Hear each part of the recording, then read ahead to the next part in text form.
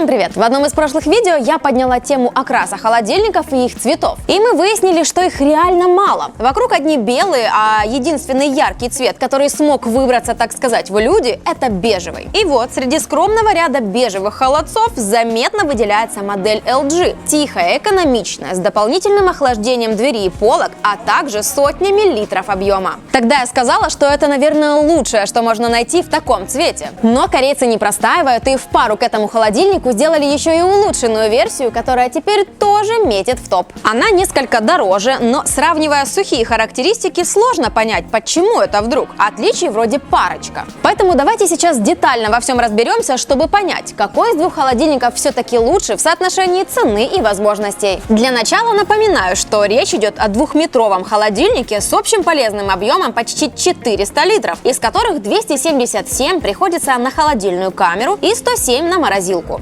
Главная фишка линейки Door Cooling Plus. По сути, это дополнительный воздуходув, который фокусируется в основном на охлаждении дверных корзин, но еще задевает и края полок. Таким образом, все, что попадает в эту фронтальную зону, охлаждается до 32% быстрее. В контексте дизайна главный плюс — это бежевый цвет, который сделан не простым и однотонным, а с интересной текстурой под мрамор. Все, освежили в памяти, что к чему и по каким основным моментам холодильники идентичны. А теперь давайте сосредоточимся на отличиях.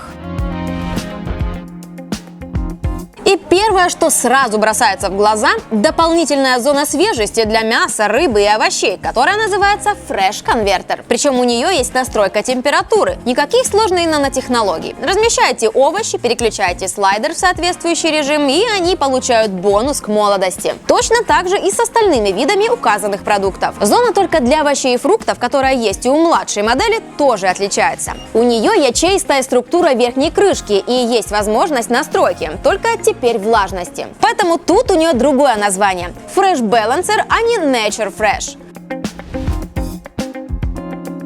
В отличие от холодильника из прошлого обзора, в этом установлен не инверторный компрессор, а линейный инверторный компрессор. Он более продвинутый и точнее поддерживает температуру. LG обещает колебания в максимум полградуса в комбинации с дополнительным обдувом двери Door Cooling Plus. У младшей модели это 0,9 градуса. В общем, тоже отлично. Не могу сказать, что получится, так сказать, пощупать разницу между ними в этом плане. Потребляют компрессоры плюс-минус одинаково и оба очень тихие, максимум 36 дБ. С таким уровнем шума их даже можно в библиотеку поставить, прямо в зал с читающими. Там до 40 дБ разрешается. Ну и гарантия на них 10 лет. В том числе спасибо за это защите от перепадов напряжения, которая есть у всего модельного ряда холодильников LG. В диапазоне от 187 до 253 вольт они, не напрягаясь, продолжают бесперебойно работать, а при скачках до 400 вольт уже срабатывает защитное отключение от сети.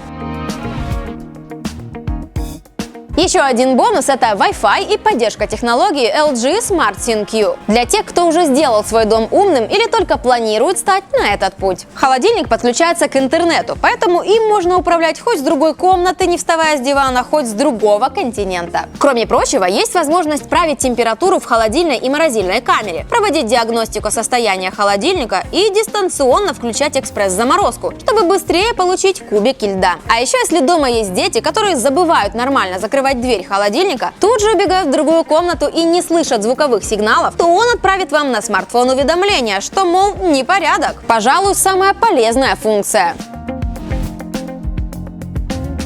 Следующий полезный элемент – так называемая винная полка. Естественно, никто не заставляет держать ее только под алкоголь. Соки, лимонады и вот это все отлично тут спрячется и не будет маячить на двери. Согласитесь, таким образом аккуратнее организовывается место.